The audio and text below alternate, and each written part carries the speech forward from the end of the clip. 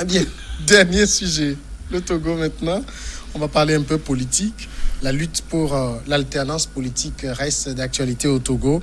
2 jours après la prestation de serment de Faure Gnassingbé pour un 4e mandat à la tête du pays, l'ex-conseiller du bureau politique du Parti national panafricain PNP, Urodjikpa Tchatiki, et Djimon Auré, l'ancien ministre de la Communication, qui est président de FPD, sont montés au créneau pour appeler à la création d'un creuset national pour la transition. C'est dans un communiqué. Les 2 acteurs de l'opposition estiment qu'en lieu et place de la résignation, le temps de la clarification et de la réorientation de la lutte a sonné pour l'autolibération du peuple et la renaissance du Togo. Urodjikpa Tchatiki et Auré Djimon, les nouveaux porte-flambeaux de la transition, vous le voyez dans ce rôle aujourd'hui? Oui, bon, c'est encore des associations que nous allons, auxquelles nous allons associer, parce que les grands blocs qui devraient nous sortir des problèmes politiques n'ont jamais réussi. Et si vivement ce qu'ils sont en train de dire doit réussir, peut-être que ça va m'intéresser, parce que ici, ils se disent résignation, ils ont bien trouvé le mot, parce que ils se disent, à l'heure là, on ne peut plus parler de transition parce qu'il y a eu prestation de serment. C'est parti pour 5 ans. C'est parti pour 5 ans. Ce n'est pas lorsque on est en train de diriger qu'on appelle à comment appelle-t-on à une transition. Donc il faut réorienter qui on doit orienter, parce que nous ici, nous avons hâte d'atteindre un degré de développement social qui permette à notre population en plein essor de pouvoir disposer de tous les atouts qu'il faut pour subsister et assouvir aux besoins fondamentaux, que d'ailleurs le Covid-19 est en train encore d'amenuiser. Donc, il ne faudrait plus que pendant que le serment a été prêté, que des gens arrivent encore à distraire les gens. Sincèrement, moi, je pense que quand on est sur les plateaux comme ce plateau, il va falloir que nous fassions des analyses très concrètes qui nous permettent de pouvoir proposer quelque chose. La transition, le Togo en avait connu. Après, la conférence nationale souveraine, est-ce que cette transition nous avait permis de pouvoir sortir le pays des problèmes? Et si ça n'avait pas permis de sortir le pays des problèmes, pourquoi est-ce que nous avons suffisamment fait cette étude pour pouvoir comprendre pourquoi? Et si nous avons fait des analyses, quelles sont les stratégies que nous proposons aujourd'hui, qu'en allant à cette 2e ou 1e transition, nous pourrons effectivement corriger la situation. Pourquoi la première transition avait échoué?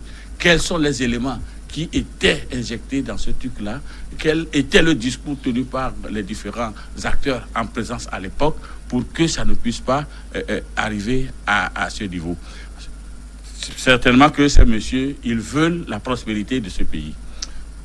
Ceux qui sont aux affaires aujourd'hui nous disent qu'ils veulent la prospérité de ce pays. Nous-mêmes, nous voulons la prospérité de ce pays. Maintenant, comment conjuguer notre effort dans une atmosphère de pacifique, de compréhension, de convivialité pour que nous puissions en arriver là? Cette transition, ce n'est pas le Togo qui va la innover. Tout proche de nous ici, le Bénin était dans la même configuration que nous, mais cette transition s'est faite de façon, je ne sais pas comment la qualifier. L'ancien président qui était là, Mathieu Kérékou, a été obligé de partir, de revenir, et après, il en est parti. Comment les gens se sont pris là-bas? Est-ce que nous avons essayé d'ouvrir un peu les yeux vers cette école pour l'apprendre?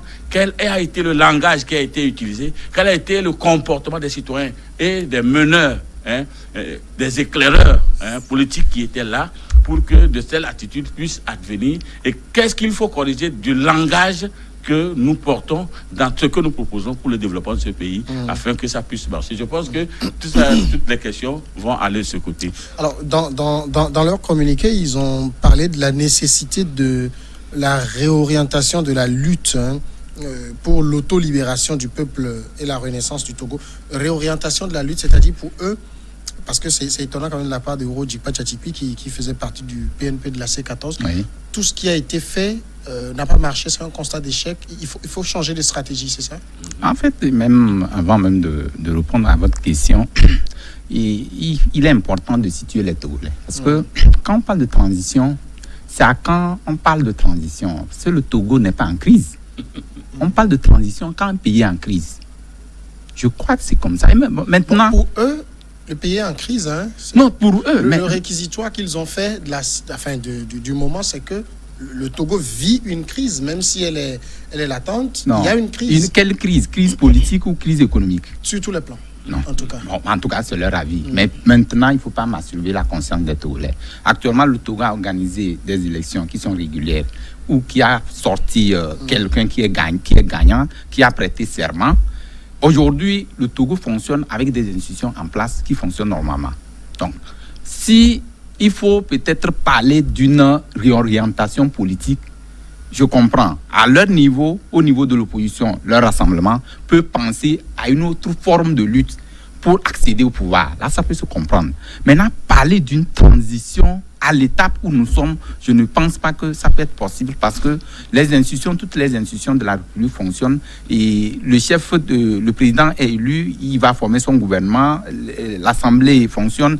Bref, toutes les institutions fonctionnent très bien. Et donc, je crois parler d'une transition à l'état actuel, je crois qu'on va peut-être polluer les gens donner peut-être une idée fallacieuse aux gens qui ne vont pas répondre à la lutte politique. Maintenant, quand il s'agit de Uro Djikpa Tchatchikwi, qui faisait partie du PNP, et Uro Djimo Oré, qui c'est lui justement qui à l'époque parlait d'une réorientation politique ou d'une transition politique. Donc, il est le justement qui trouvait l'oiseau rare. Aujourd'hui, le débat ne se situe pas à ce niveau. Il va falloir que l'opposition dans son ensemble a fait des épreuves, a passé beaucoup de preuves. Et au vu au-dessus de tout le monde, ça s'est soldé par un échec. Puisqu'ils n'ont pas arrivé au résultat de ces épreuves, ils n'ont pas pu gagner ce qu'ils voudraient. Ça veut dire qu'il y a quelque chose qui ne va pas. Et donc, il va falloir que cette opposition s'organise comme ils sont en train de le faire, mais d'une autre manière. Est-ce qu'il faut rassembler toutes les forces de l'opposition pour en parler ou bien c'est une frange de la population? Puisque on en a connu, ces blocs-là, on les a connus. Il y a plusieurs blocs depuis les années 90 que nous avons. Il y a plusieurs blocs qui sont formés et de dislocation en dislocation et nous sommes arrivés où nous sommes. Donc, aujourd'hui, s'il faut parler de la lutte politique autrement et qu'il y a encore d'autres personnes qui sortent former un bloc, pour rappeler tout le monde. Vous savez que dans l'opposition, c'est surtout le leadership qui joue beaucoup. C'est qui organise d'abord ce bloc, c'est qui est derrière, tout ça là, ça joue. Ça fait que l'opposition dans son ensemble est fragilisée par cette lutte que depuis des années 90, il court et il ne trouve pas. Et donc, ça permet au parti au pouvoir de dérouler son programme et qui, aujourd'hui, si la population ne peut plus avoir confiance aux leaders de l'opposition, c'est parce qu'il y a des erreurs que cette opposition a commises et qui sont irrétrapables et qui laissent maintenant la population sur leur soif et ils sont obligés de donner une autre lutte. De toute façon, Kofi Kanitom, ça se comprend quand ces deux leaders, eux, parlent de transition, puisqu'ils estiment que actuellement, il faut mettre fin à la crise multidécennale. Donc, pour eux, on est en crise, quoi qu'il en soit. En fait, je voudrais même faire une analyse et dire que c'est comme si on n'est pas encore à la fin de ce que nous vivons. Parce que des gens donnent l'opportunité que ça dure et que ça perdure. On ne prend pas avec violence la force de celui auprès de celui qui la détient pour la retourner contre cette personne. Ça, d'abord, c'est un échec. La deuxième chose, nous sommes sur un terrain politique où il faut mettre beaucoup de personnes derrière soi pour pouvoir oser dire qu'on a le leadership. Malheureusement, dans ce bloc qui va contre ceux qui sont déjà là, il y a cette grande mésentente. La troisième chose, c'est que aujourd'hui, si on trouve qu'il faut qu'il y ait transition, ce n'est pas le peuple. La transition, c'est dans la tête de tous ceux qui sont leaders, qui doivent aller vers ceux qui gouvernent pour aller mettre ce qui est réellement la vision du Togo. Et moi, je pense ici que c'est peut-être dire que nous voulons, comme c'est dit dans notre hymne d'ailleurs, que nous voulons faire du Togo l'or de l'humanité. Et quand on veut faire du Togo l'or de l'humanité, ce n'est pas les hommes, mais c'est les idées, c'est les actions. Qu'est-ce que vous avez commencé par faire? J'apprécie, je vous aborde et je vous dis oui, vous avez bien démarré, mais sauf que pour le moment, ou bien pour l'instant, ou bien pour aller vite, voilà ce qu'on peut expérimenter, on s'entend. Et quand moi je me dis que ce que vous me proposez, je constate que ça peut marcher, mais je ne peux pas le faire comme vous le dites. Je peux vous passer la main, faites, on va voir. Et je pense que cette alternance va vite arriver. Mais tel que les choses se passent aujourd'hui, c'est nous, la société dans sa globalité, qui sommes embrigadés dans les querelles des personnes. Parce que ici, c'est des défiances. Tu ne peux pas, je vais te montrer. Lui de dire, ah, mais si tu as la capacité, viens me montrer. C'est ça ce que nous lisons sur le terrain aujourd'hui. Et d'ailleurs, les dernières élections nous ont prouvé encore cela. Et quand vous regardez aujourd'hui, ce n'est pas qu'il y a problème, mais c'est des personnes qui se défient entre elles. Et dans ce cas-là, on ne peut pas dire qu'il y a une crise. Est-ce que vous voyez? Si on sortait ces éléments-là... Est-ce que tout ça, c'est pas constitutif de la crise? Non. Non. Si on sortait tout ça là... Une crise de confiance, mais voilà, là, on parle de crise de confiance. Qui pour eux, parce que quand ils parlent de transition, je pense que la transition, on la comprend. Ça vous amène, non, ça veut dire que nous nettoyons certaines personnes. Vous créez les conditions, vous mettez en place ce qu'il faut pour aller vers quelque chose de normal. Donc, en finir avec ceux qui sont là, c'est leur logique à eux. Ce qui est sûr, c'est que quand cette transition-là va commencer, aussi aujourd'hui, il y a un Dieu qui descendait, qui disait, ok, régime en place, retirez-vous, transition, vous qui en parlez, venez. Il va falloir aller chercher d'autres dieux pour pouvoir séparer des gens qui se battent. Ça, vous-même, vous le constatez. Vous le constatez. Non, donc, il faut mettre beaucoup de mots. Non, ce qui, moi, m'étonne dans cette histoire, c'est que toutes ces personnes qui parlent de transition faisaient partie des regroupements.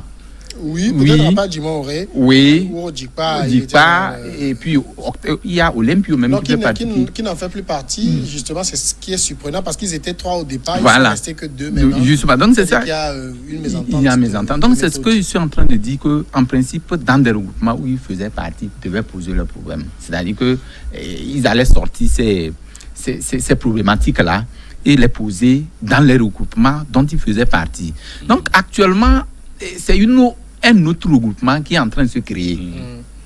Si vous regardez bien, c'est-à-dire que ça va être chapeauté par peut-être Jimon Oré ou bien Jikpa ou quelque chose comme ça. Donc, ça va créer encore un problème de leadership. Et vous voyez, même actuellement, quels sont ceux qui sont en train d'appeler à rejoindre leur lutte. Ils appellent tout le monde, hein. Enfin, voilà. Parce que si je lis... ils appellent tout le monde, c'est ce que je dis. Ils ont appelé les forces vives du Togo, tant à l'intérieur que dans la diaspora, à rejoindre le Creuset national pour la transition, en vue de mettre fin définitivement à la crise. Qu'est-ce que le PNP n'avait pas dit? C'est pas la même chose. Le PNP disait que c'est les forces vives. Et la C14, c'est pas les forces vives. Même la dynamique Poduro, c'est pas les forces. Donc pratiquement, quand vous regardez, nous faisons les trucs qui sont déjà existants et que nous ne pouvons pas. Les gens ne sont plus prêts à se donner encore à ces masturbations politiques que les gens créent. Donc je crois que ça va créer un souci énorme. Et les gens, l'actualité politique, entre-temps, noué ou bien influencé par Covid-19 s'est éteinte un peu. Ils veulent encore réactiver par d'autres formes de débats politiques. Peut-être que moi je trouve stérile parce que l'heure à laquelle nous sommes, l'heure n'est pas à penser à cette orientation, à cette comment l'appelle-t-on? Non, à cette transition dont ils parlent. Il faut d'abord que le pays commence à travailler et qu'on pense à une autre forme. Puisque aujourd'hui, quand tu crées un parti, ce qui fait mal même au Togo, c'est que quand les gens pensent qu'ils peuvent se mettre ensemble pour réussir quelque chose, surtout les opposants, ça ne marchera pas. J'ai dit. Il y a une malédiction sur Non, ce n'est pas. Ils s'entendent pas, ils s'entendront jamais. Ça a été toujours comme ça. Comprenez-moi que ce n'est pas encore au Togo. D'accord. C'est parce Déjà, que il y en a à un deux qui moment donné, s'entendent, ils ont pensé que l'oiseau rare, peut-être qu'en mettant des blocs, en mettant quelqu'un derrière, on réussirait à écarter ou à battre le chef de l'État sortant ou du pouvoir qui est là et qui prendront le pouvoir facilement. Ce n'est pas aussi ça. Ces derniers événements. Donc je vais terminer, je vais chuter. Ça prouve aujourd'hui que tout ce qui a commencé du début, en passant par la C14, et non, je parle de la C4, tous les regroupements qu'on a connus jusqu'à... Les codes de phare, tout. Donc c'est resté dans les tiroirs. Et donc, quand l'opposition veut s'organiser, chacun n'a qu'à aller avec surtout les réformes que nous avons avec de tout, chacun n'a qu'à aller sur le terrain politique et véritablement montrer sa force. Je crois que c'est la seule alternative pour que le Togo puisse. Sinon, s'ils se mettent ensemble, ils seront toujours bloqués. S'ils vont ensemble et que demain, il y a une deuxième tour, il peut se mettre en bloc. Il y a pas de On est quand souci. même dans une situation aujourd'hui où quand on regarde le visage de l'opposition, il n'existe plus. Oui. Tous ceux qui l'ont incarné sont pratiquement, j'allais dire, ont épuisé leurs ressources. Bon, peut-être que c'est une nouvelle incarnation de l'opposition qui se dessine là. Oui, mais en fait, même si c'est une nouvelle incarnation, je me dis qu'il y a un problème. Parce que vous voyez, d'après les événements qui se sont succédés, quand vous faites une lecture, vous comprendrez qu'il y avait un peuple, quand bien même il n'avait pas tous les moyens, qui était paisible. On est venu nous dire que la paix là est risquée, qu'on va lui proposer une paix. Et chacun venant, se prenant pour l'Uridi qui doit amener cette paix. Est-ce que vous voyez? Donc, du coup, des gens ont donné une mauvaise interprétation ou bien ont confondu leur paix qu'ils vivaient à des menaces et sont en train de chercher des gens qui doivent les aider à pouvoir sortir de cette soi-disant menace pour pour une prospérité, je ne sais pas si elle est certaine ou incertaine. Donc, des gens ayant pris cela comptent sur cette naïveté pour développer un certain nombre de choses. Quand je viens, je dis, bon, moi je suis capable de vous promettre la victoire et de vous sortir de votre misère à partir de telle heure. Pour que vous vous alliez derrière moi. Et à un moment donné, on se rend compte que ils ont plutôt besoin des quêtes de ces personnes-là qui s'alignent derrière pour se placer devant. Et là, ce n'est pas sortir la personne de l'ornière, mais c'est l'utiliser comme promontoire pour arriver à là où on veut arriver. Donc, des gens ont essayé, ils n'ont pas réussi. Maintenant, nous sommes arrivés à un moment où la confiance est totalement délabrée et des gens sont en train de se poser la question de savoir, maintenant, faut-il encore faire confiance? Il y a un autre larron qui arrive, Maître Aliboron, qui arrive et qui dit tout ce que nous avions fait à l'époque là, c'est pas bien, parce que ça ne nous a pas permis de sortir. Nous allons mettre encore sur table maintenant quelque chose qui fortement va vous. Ça serait difficile. Ça va marcher. C'est une transition avec vous tous comme force vive. Oui, justement, c'est ça la différence, parce que les autres, ils créaient des fronts, c'est eux qui étaient devant et tout, mais eux ils créent maintenant un creuset où tout le monde peut se retrouver. Et puis, vous êtes sûr que quand ce creuset-là va être créé, on accepterait, je vais rentrer dedans, on m'accepterait de prendre le lead de ce truc-là si vraiment je me laisserais être le performant, alors que l'idée leur est venue de... Il y a l'administrateur du creuset. C'est ça le chose. Donc, il était... Vous voyez, on a tellement miroité de bonnes choses aux Togolais en lui prouvant que son état premier était l'état le plus malheureux. Et les Togolais aussi, ça en a fait cette idée et maintenant est contraint d'espérer en quelqu'un. Sinon, vous voyez, subitement, le leader de l'ANC qui faisait la popularité est tombé tout dernièrement parce que juste quelqu'un a pu dire que je peux. Et comme c'est des gens qui attendaient juste le Messie qui va leur donner la manche pour pouvoir franchir le Rubicon des choses. Donc vous voyez, c'est des choses comme ça qui se trouvent dans la tête. Et quand ça n'arrive pas maintenant, on se dit, mais alors qu'en réalité, comme il le dit, si des gens s'asseyaient, ils fédéraient leurs forces, ils analysaient leurs problèmes qui font que ce pays ne marche pas. Et il allait même discuter avec des gens. Je pense que face à face, vous voyez que ceci-là, c'est préjudiciable pour... Ça ne peut pas. Nous pensons que... Je pense que nous pouvons arriver... Et d'ailleurs, c'est ce qui a été fait au Bénin. C'est ce qui a été fait au Bénin. Oui, ce que vous faites là, c'est bien. Mais avec le monde actuel, là, ça ne peut plus marcher. D'ailleurs, c'était même le même problème que Pompidou avait fait avec De Gaulle à l'époque. Vous avez, à un certain moment, lutté, vous avez sauvé la France de telle situation. Maintenant, ce qui se passe là, ce n'est plus ça. Ça, c'est comme ça. Le gars dit, ah ben dans ce cas-là, je ne suis plus habilité à conduire. Donc, comme c'est vous qui connaissez, prenez. Surtout, garantissez-moi que le peuple va aller mieux. C'est tout. On aurait pu passer des choses comme ça. C'est depuis des années que nous serions rentrés dans cette alternance. Non, on est venu dire, tu ne peux pas, tu ne sais pas. Même ceux-là à qui on a prêté la perche pour monter, se lèvent un matin et te disent que toi, tu ne peux pas, tu n'es rien, tu n'as rien fait. Et quand on va venir, c'est contre toi. Vous voyez comment la roue de l'histoire, ça tourne. Hein. Ça rattrape tout le monde d'ailleurs. Oui. Parce que ça, même quand vous parlez tout tantôt de l'aura de Jean-Pierre Fabre, il a tiré cet aura de qui? De Jules Chrysolembio. Oui, c'est ce que maintenant, je suis parti juste de ce petit truc-là. Voilà. Donc ça veut dire qu'aujourd'hui, tout ce que nous faisons, ça nous rattrape. L'histoire là, ça rattrape tout le monde. Aujourd'hui, ceux qui ont appelé pour dire que non, vous me donnez vous levez, vous me votez à telle heure, je vous donne la victoire, c'est la même chose. C'est-à-dire que l'autre ils fois, sont allés. Excuse-moi, de M. Demkodjo, il y a Javon Juste qui était en train d'expliquer comment ils avaient réussi à positionner Edem Kodjo à l'époque comme candidat unique, qui à l'époque même a été le premier à trouver un hélicoptère pour faire sa campagne, et que le RPT devait le suivre après. Mais c'est chemin faisant, quand on a vu que le monsieur allait, on lui a fait un faux jeu. Voilà, on lui a mis des bâtons dans les roues et que ça ne marche pas. Aujourd'hui, quand on accuse, je ne sais pas qui, je dis non, des gens doivent aller s'interroger et se voir.